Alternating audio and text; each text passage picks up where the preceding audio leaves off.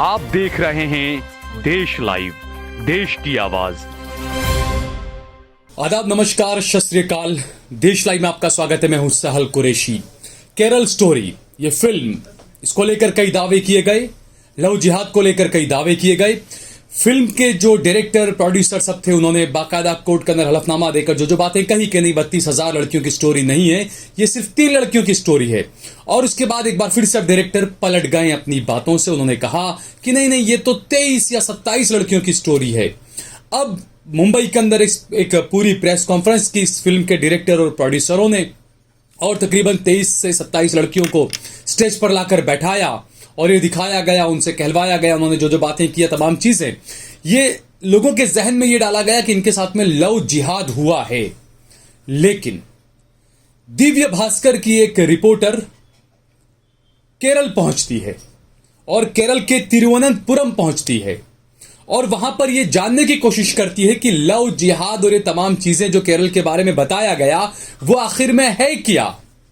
अब वहां पर जो जांच हुई वो बड़ी हैरान करने वाली जांच सामने आई और जितने दावे किए जा रहे हैं वो तमाम दावे झूठे, फरेब और मक्कारी साबित हुए, ऐसा लगता है। हम आपको विस्तार से बताएंगे इसके बारे में कि वो किन किन से मिली, कौन कौन लड़कियां थी जिन्होंने खुद को ये कहा कि हम पहले मुसलमान बन गई थी, अब हिंदू बन गई हैं। वो कौन सा आश्रम है आरएसएस से जुड़ा हुआ केरल में जो ये दावा कर रहा है कि 7,000 लड़कियों की हमने घर वापसी कराई है, उनका ब्रेन वॉश हो चुका था, हम उनको वापस से हिंदू हमने उन्हें बना दिया है। ये तमाम चीजों को हम आगे विस्तार से आपको बताएंगे। लेकिन उससे पहले अगर आपने हमारा चैनल देश लाइव सब्सक्राइब न किया हो तो हमारे चैनल को जरूर सब्सक्राइब कर लें। और अगर आपने फेसबुक, ट्विटर और इंस्टाग्राम पर देश लाइव के पेज को फॉलो न किया हो तो हमारे पेज को जरूर फॉलो कर लें। इसके अलावा सहल कुरैशी और सहल कुरैशी ऑफिशियल पेज को भी जरूर फॉलो करें। हमने हमारा नंबर भी दिया हुआ है, आप हमारा ज्यादा से ज्यादा सहयोग करें, समर्थन करें और हमारा आर्थिक मदद भी हमारी जरूर करें। तो हम बात कर रहे हैं केरल स्टोरी के बाद उठे लव जिहाद के मुद्दे की। ये लव जिहाद का मुद्दा है क्या और ये कहां से शुरू हुआ और क्या क्या चीजें और क्या क्या दावे किए गए, और जो केरल स्टोरी की जो फिल्म आई केरल स्टोरी, उसकी हकीकत क्या है, वो हम आपको बताते हैं। कि ये तमाम सवालों के जवाब लेने के लिए दिव्य भास्कर की एक रिपोर्टर केरल के तिरुवनंतपुरम पहुंची और उसके बाद वहां से 40 किलोमीटर दूर बालारामपुरम गांव है, वो वहां पर गई और यहां है विजनना भारती केंद्र। ये विजनना भारती केंद्र है और यही जो आश्रम है ये चला रहे हैं आचार्य KR मनोज। और इनका दावा है कि उनके आश्रम में 7,000 लड़कियां हैं जिनका ब्रेन वॉश किया गया था, जिनकी उन्होंने घर वापसी करवाई है। अब भास्कर की रिपोर्टर ने यहां पर कुछ लड़कियों से बातचीत करना शुरू किया। इसी आश्रम में 3 से 4 लड़कियों से मुलाकात की और ये 4 लड़कियां थी अन्यध्या, श्रुति, अधीरा और अमृता। ये 4 लड़कियों से भास्कर की रिपोर्टर ने बातचीत की। इन सभी के पास अपनी अपनी कहानियां तो है, लेकिन अपनी कहानियों को सच साबित करने के लिए कोई सबूत नहीं है। इन चारों लड़कियों के पास में ना कोई कागजात है, ना कोई शिकायत या FIR की कॉपी है, ना इनका धर्म किसने बदलवाया उसका नाम इन्हें नहीं पता, इनका ब्रेन वॉश किसने किया उसका नाम इन्हें नहीं पता। यह बड़ी हैरान करने वाली बातें हैं। आप सोचिए कि किस तरीके से झूठ, मक्कारी, फरेब, ये तमाम चीजें करके सिर्फ और सिर्फ मुसलमानों को बदनाम करने के लिए तमाम मनगढ़ंत स्टोरी की गई। ये सवाल उठने लगे हैं क्योंकि हम आपको जो बता रहे हैं आज, ये ओरिजिनल स्टोरी केरल की, कि भास्कर की रिपोर्टर ने खुद जाके ये रिपोर्टिंग की। आप स्क्रीनशॉट में भी तमाम चीजों को देख रहे हैं कि अगर कोई लड़की ये आरोप लगाती कि हमारे साथ में ये हुआ वो हुआ, तो उनके पास में शिकायत की कॉपी होनी चाहिए, उनके पास में सबूत होने चाहिए। और अगर कोई मुसलमान लड़की या हिंदू लड़की का कोई धर्म परिवर्तन करवाता है तो वो लड़की तो बिल्कुल जिंदगी भर उस नाम को याद रखेगी कि भाई किसने मुझे ब्रेन वॉश किया था, या किसने मुझे इस्लाम में कौन मुझे लेकर आया था, या हिंदू धर्म में मुझे कौन लेकर आया था। कोई भी लड़की, ये बात तो हमेशा उसको नाम याद रहेगा। लेकिन इन लड़कियों को वो नाम ही नहीं पता। और जब इन लड़कियों से पूछा गया कि चलिए आपके माता पिता से हमारी मुलाकात करवाइए, तो उसके लिए भी उन्होंने इनकार कर दिया। और ये चारों लड़कियां इसी आश्रम के अंदर ही कार्यरत हैं, इसी आश्रम में ही सोशल मीडिया का काम संभाल रही हैं। अब वो सोशल मीडिया पे आजकल क्या चल रहा है वो हम सभी को नजर भी आ रहा है, हम सभी बहुत अच्छे तरीके से समझ भी रहे हैं इन चीजों को। बहरहाल सरकारी आंकड़ों के मुताबिक अगर बात करें तो केरल की सिर्फ एक लड़की जिसका नाम निमिषा है, उसने धर्म परिवर्तन किया और वो ISIS में चली गई और फिलहाल वो अफगानिस्तान की एक जेल के अंदर बंद है। ये दावा किया, सरकारी आंकड़े ये बताते हैं। सच्चाई क्या है, कैसी है, उसके बारे में हम भी कुछ नहीं कह सकते। लेकिन जब दिव्य भास्कर की रिपोर्टर यहां पर पहुंचे, सबसे पहले उसने बातचीत की अनध्या जयगोपाल से। अनध्या ने अपना नाम आइमा अमीरा रख लिया था और अनध्या कहती है कि वो जाकिर नाइक की वीडियो देखकर काफी प्रभावित हुई थी। अब यहां सवाल ये उठता है कि जो केरल स्टोरी आई, लव जिहाद का जो मामले उठे, तो क्या उससे पहले जानबूझकर जाकिर नाइक को टारगेट किया गया था या क्या मामला है? क्योंकि कोर्ट में मामला है, इसलिए हम ज्यादा टिप्पणी नहीं कर सकते, लेकिन ये सवाल उठना लाजमी है। तो ये किनका कहना है कि मैं जाकिर नाइक की वीडियो देखकर मैं प्रभावित हुई थी इस्लाम से और इसलिए मैंने इस्लाम धर्म अपनाया। और उसके साथ में उसने कुछ और बातें भी कही दोस्तों। उसने कहा कि 2020 में कोरिकोटा के तरबियतुल इस्लाम सेंटर पर मैंने फोन किया और मैंने कहा कि मुझे जो बाज़ाब्ता तौर पर, कानूनी तौर पर अब मुझे अपना इस्लाम धर्म अपनाना है। तो सेंटर से मुझे कहा गया कि अभी कोविड का टाइम चल रहा है, इसलिए अभी सेंटर बंद है। यह दावा किया है अनध्या जयगोपाल ने। अब उसके बाद में उन्होंने ये कहा कि उसके बाद मैं घर आ गई और मेरे घर वालों ने कुछ RSS के लोगों को बताया, RSS के लोग मुझसे बातचीत करने आए और उसके बाद में वो मुझे आश्रम में ले गए और आश्रम में उन लोगों ने मेरी मुलाकात करवाई आचार्य KR मनोज के साथ में और फिर उसके बाद में मैं इसी आश्रम में हूं और मैंने इस्लाम धर्म छोड़ दिया है। यह दावा है अनध्या का। अब अनध्या ने जो बातें कही वो सवाल उठना लाजमी है।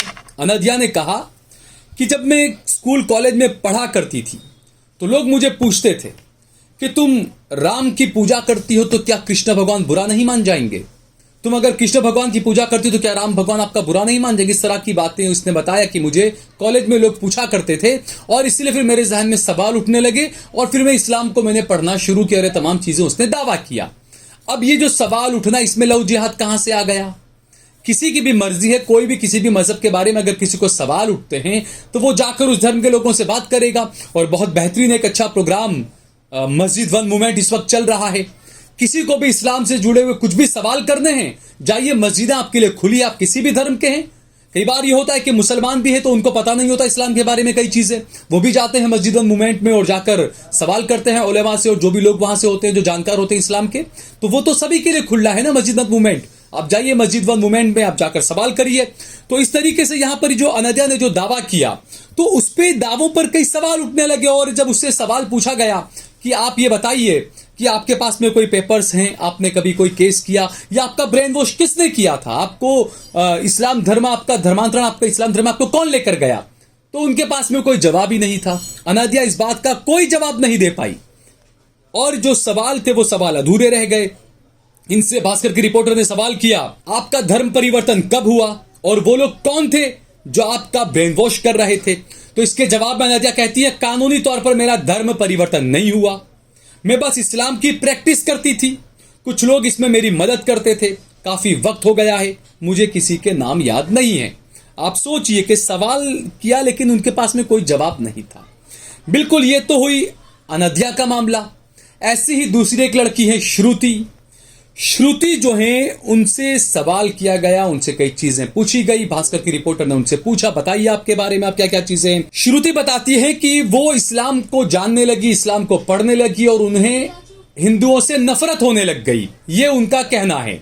हालांकि ये बिल्कुल साफ है कि मैं नहीं मानता, मैंने तो ऐसा कहीं देखा नहीं कि कोई भी मुसलमान किसी हिंदू धर्म के बारे में या किसी और मजहब के बारे में नफरत के कुछ अल्फाज कहे। बहरहाल ये चीजें अब इन्होंने किसने इन्हें सिखाई उसका जवाब इनके पास में नहीं था। लेकिन एक और हैरानी की बात यह है कि श्रुति से जब रिपोर्टर ने बातचीत की तो सबसे पहले श्रुति ने यह कहा कि मेरे साथ में कोई लव जिहाद नहीं हुआ है, मीडिया वाले गलत दिखा रहे हैं, मेरे साथ में लव जिहाद का कोई कांड नहीं हुआ है, कोई ऐसी चीज मेरे साथ में नहीं हुई है। अब ये आश्रम में रहने वाली लड़की ये बता रही कि मेरे साथ में लव जिहाद का कोई लेना देना नहीं है, लेकिन मीडिया और ये साथ ये खुद ही बोल रही है कि मीडिया वाले मेरे बारे में झूठ फैला रहे हैं, मीडिया वाले मेरे बारे में गलत बोल रहे हैं, ये कहना है श्रुति का। और श्रुति ने भी यही कहा कि मुझे आश्रम के लोगों से किसी ने मिलवाया, उसके बाद में मैं आश्रम में आई, मेरे माता पिता लेकर आए मुझे यहाँ पर, और फिर मैं आश्रम में ही रहने लग गई, और उसके बाद में मैं बाकी की तमाम चीजें भूल गई। इससे पहले मैं इस्लाम की प्रैक्टिस किया करती थी। अब यहां पर भी इनसे सवाल पूछा गया, श्रुति से पूछा कि उन्होंने इस मामले में पुलिस में कंप्लेंट की या नहीं की। क्या जिन लोगों ने आपका ब्रेन वॉश किया उनके नाम बता सकती हैं? कन्वर्जन सेंटर में आप किससे मिली थी और उनके नाम, आपने उन मौलाना का नाम क्या था वो आप बताइए। क्योंकि यहां पर श्रुति ने भी यह दावा किया कि धर्म बदलने के लिए पोनानी के कन्वर्जन सेंटर मन्नतुल इस्लाम में गई थी मैं, और वहां पर और भी लड़कियां थी। अब वहां से ये कैसे आई और कैसे वापस इस आश्रम में पहुंच गई वो ये कुछ बताती नहीं, इनके पास में कुछ प्रूफ ही नहीं है।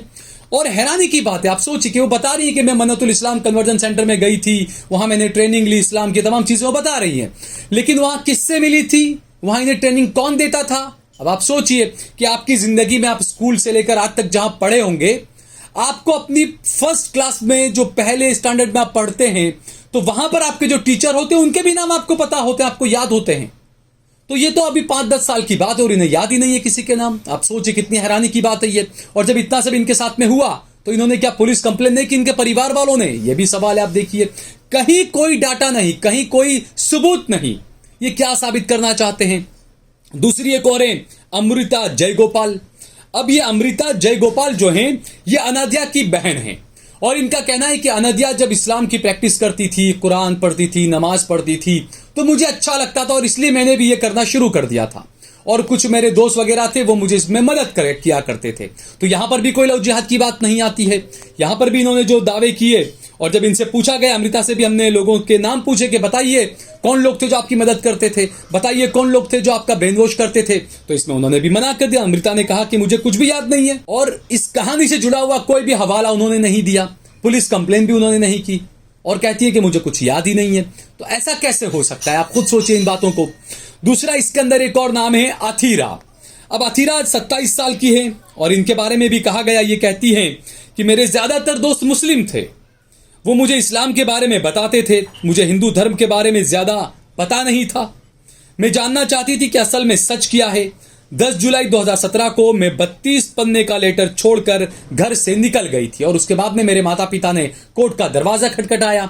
मैं कोर्ट में हाजिर हुई। कोर्ट ने मुझे कहा कि आप इस्लाम धर्म अपनाना चाहती हैं तो अपनाइए, आप घर पर रहकर ही अपनाइए, आप घर क्यों छोड़ रही हैं? और उसके बाद में मैं घर वापस आ गई, और उसके बाद में माता पिता मुझे आश्रम में ले गए, उसी आरएसएस का जो आश्रम है जिनके नाम बार बार यहां पर बताया जा रहा है, आचार्य KR मनोज, उनके पास ले गए, और वहां पर अब मैं आश्रम में ही हूं।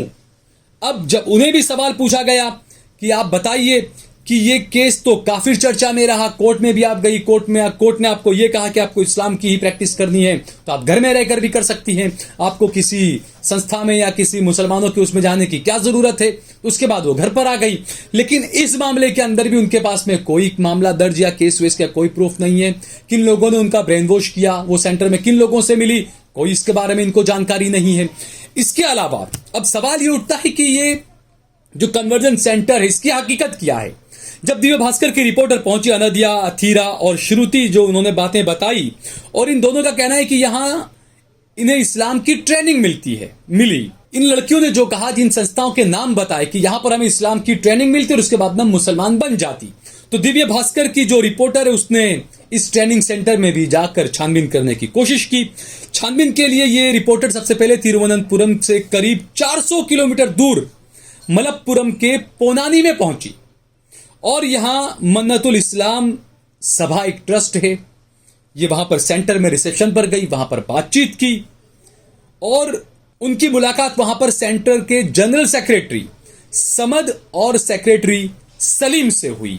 अब मुझे देखते ही सलीम कहने लगे कि यहां तो मीडिया वाले आते ही नहीं हैं, आप यहां कैसे आ गई? मैंने धर्म परिवर्तन के आरोपों से जुड़ा सवाल किया तो वो बोले, आप श्रुति की बात तो नहीं कर रहे हैं? और उसके बाद में वहां बैठे हुए लोग हंसने लग गए, और फिर वो कहते हैं, हमने श्रुति का ये तमाम नाटक कई दिनों से टीवी पर देखा है, श्रुति इस सेंटर में कभी भी आई ही नहीं है। सलीम बताते हैं ये कोई कन्वर्जन सेंटर नहीं है, यहां लोग मर्जी से पढ़ने आते हैं। कोई लड़की आती है तो हम उसकी जानकारी पुलिस को देते हैं, उसके बाद ही सेंटर में दाखिला होता है। हमारे पास आने वाले हर व्यक्ति का डाटा मौजूद है, आप पुलिस से भी पूछ सकते हैं। सेंटर में 2 महीने की ट्रेनिंग के दौरान नमाज, रोजा और कुरान पढ़ना सिखाया जाता है। इसमें गलत क्या है? ऐसे बहुत सेंटर हैं, आप जाइए वहां आप सीख सकते हैं। तो इसमें गलत किया है? और यहां पर दावा कर रहे हैं कि जो भी लड़की ऐसी आती है उसका डाटा वो पुलिस में देते हैं। उसके बाद में जो भास्कर की रिपोर्टर है वो बाद में पुलिस स्टेशन भी पहुंच जाती है और पुलिस स्टेशन में वहां पर पुलिस वालों से बात करती है। पोनानी पुलिस स्टेशन के एसएचओ विनोद उनसे मिलते हैं, उनसे लव जिहाद और कन्वर्जन पर सवाल किया तो वो बोलते हैं मन्नतुल इस्लाम कन्वर्जन सेंटर में जबरन धर्मांतरण नहीं होता है। ये पुलिस अधिकारी कह रहे हैं। हमारे पास तो अब तक ऐसा कोई केस नहीं आया। यहां ज्यादातर धर्मांतरण उन्हीं लड़कियों के होते हैं जो लव मैरिज करके आती हैं। मीडिया की भाषा में आजकल इसे लव जिहाद कहा जाता है। यह कहना है वहां के पुलिस अधिकारी का। यहां से वो मलकपुरम के एक और सेंटर जाती है जिसका नाम है मरकजुल हिदाया, जहां पर हिदायत दी जाए। तो यहां पर भी सीधी बात है, आपको अगर जैसा मैंने बताया कि जरूरी नहीं है कि हिंदू ही जाएं, जो मुसलमान जिन्हें इस्लाम के बारे में ज्यादा जानकारी नहीं है वो भी ऐसे मरकज में जाकर, ऐसे सेंटर्स पर जाकर इस्लाम की जानकारी ले सकते हैं। सभी के लिए सेंटर खुले होते हैं, कोई भी जाकर जानकारी ले सकता है। बहरहाल वो वहां पहुंची, जंगल में ये सेंटर बना हुआ था। यहां मौजूद लोगों ने कैमरे पर बात तो नहीं की, कहने लगे कि ये कोई कन्वर्जन सेंटर नहीं है। यहां 2 महीने के कोर्स में बच्चों को इस्लाम की शिक्षा दी जाती है। लड़के लड़कियों के लिए हॉस्टल बने हैं। यहां जबरन किसी का धर्म परिवर्तन नहीं किया जाता। तो ये तमाम चीजें, और पुलिस ने खुद इस बात को कहा कि हमारे पास ऐसा कोई केस नहीं आया है। अब सवाल ये उठता है कि ये आचार्य जो हैं, जो ये सेंटर चलाते हैं, KR मनोज, ये कौन हैं?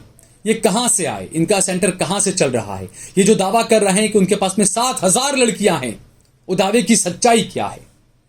ये बड़ा सवाल है।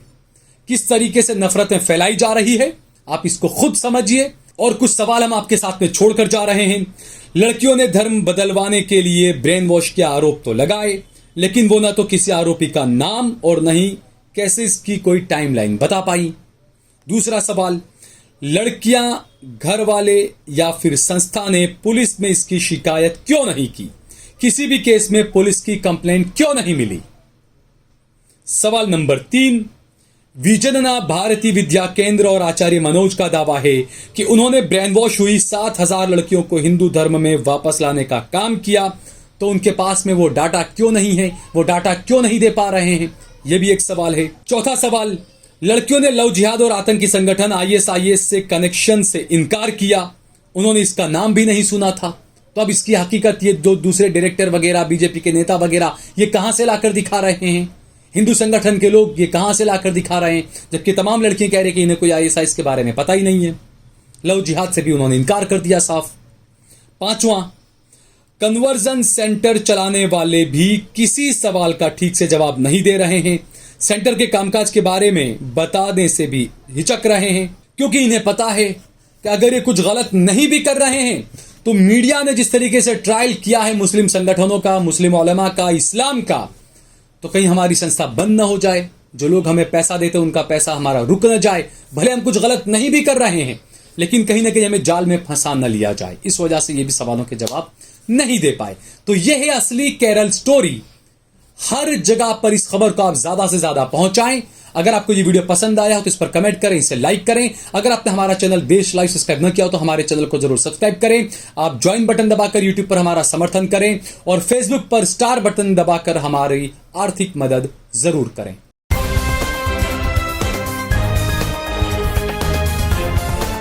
देश और दुनिया की तमाम छोटी और बड़ी खबरों के लिए हमारे चैनल को सब्सक्राइब करना न भूलें और बेल का बटन जरूर दबाएं।